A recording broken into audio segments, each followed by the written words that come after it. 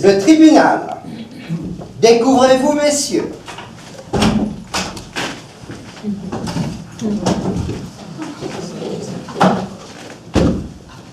L'audience est reprise. Le ministère public contre la brige. Outrage public à la pudeur. Vos noms? La brige.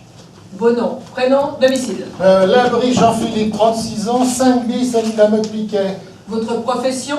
Philosophe défensif. Comment? Philosophe défensif. Qu'est-ce que vous voulez dire par là? Je veux dire que en tant qu'honnête homme, je m'applique à tourner la loi, partant à éviter ses griffes. Vous êtes anarchiste?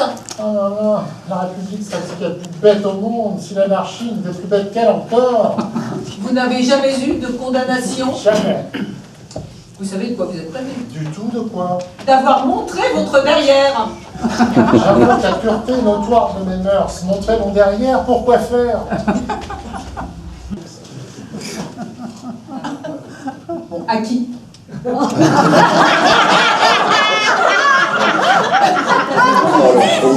À 13 687 personnes dont les plaintes sont au dossier. J'invoque la pureté notoire de mes mœurs. Montrer mon derrière, pourquoi faire? C'est ce qui établiront les débats. Je ne sais pas leur avoir montré. Vous jouez sur les mots. Bref, vous niez les faits qui vous sont reprochés. Je n'y tombais sous le coup de l'article 330 qui punit et prévoit le délit d'outrage public à la pudeur. Le tribunal vous écoute. Lisez, madame le substitut. L'an 1900, Jean-Alfred Hyacinthe Le Bruyère, huissier près le tribunal de première instance Océan à Paris, a été requis par la Société des transports électriques de l'exposition de 1900 au fin de dresser dur et légal constat contre Labrige Jean-Philippe comme contrevenant habituellement aux lois sur la morale publique et scandalisant par l'exhibition constante de sa nudité la pudeur des personnes véhiculées du Champ de Mars aux Invalides au moyen du trottoir roulant.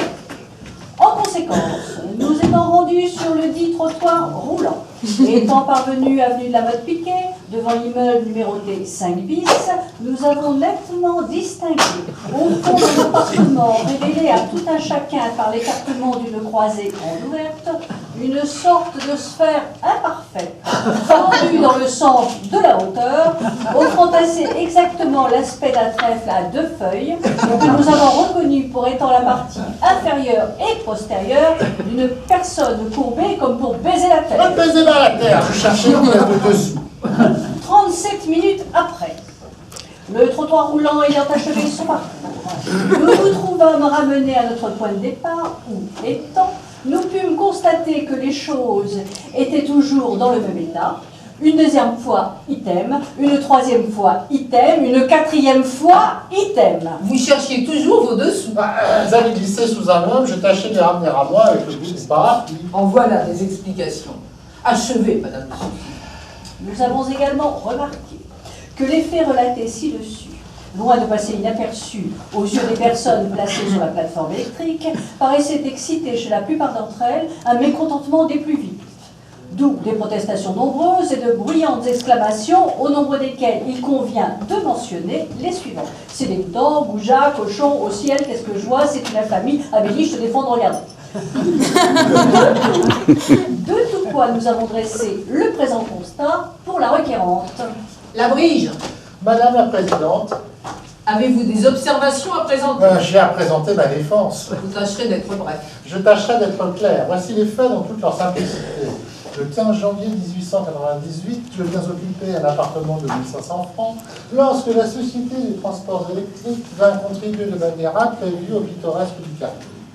Le trottoir roulant se mit à charrier devant mes fenêtres des folles de multitudes entassées d'une heure joviale, qui déclinaient mon mobilier et crachaient chez moi et glissaient de tribord à bâbord en chantant « Ah là là, cette gueule, cette binette !»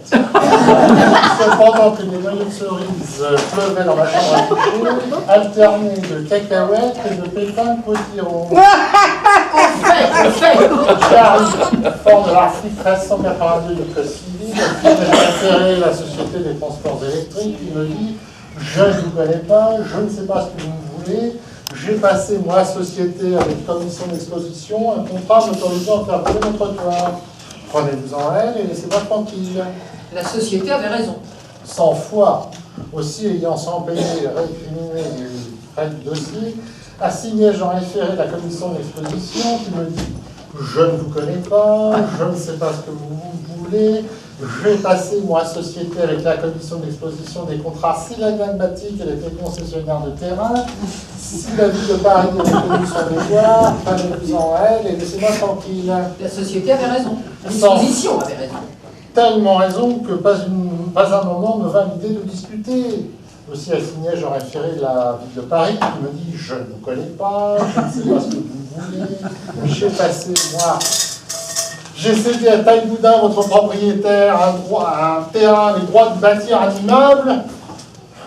Si votre immeuble ne vous plaît plus, allez demeurer ailleurs et laissez-moi tranquille. » Mais la ville de Paris avait raison.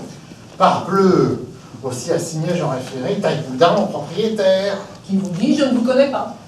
Au contraire, qui nous dit « Je vous connais ». Tout ça, c'est des trucs qu'on ne paye pas le terme. L'avenue n'est pas à moi, c'est au Conseil d'État à trancher la question. Si vous n'êtes pas satisfait, allez vous plaindre à lui, laissez-moi tranquille. Votre propriétaire est un homme de bon sens. Il fallait, devant le Conseil d'État, assigner la ville de Paris, qui aurait assigné à son tour la Société des transports électriques, sauf le recours de cette société contre la commission de l'exposition avec le ministère du Commerce, comme civilement responsable. C'était bien simple. Il se noirait dans un verre d'eau.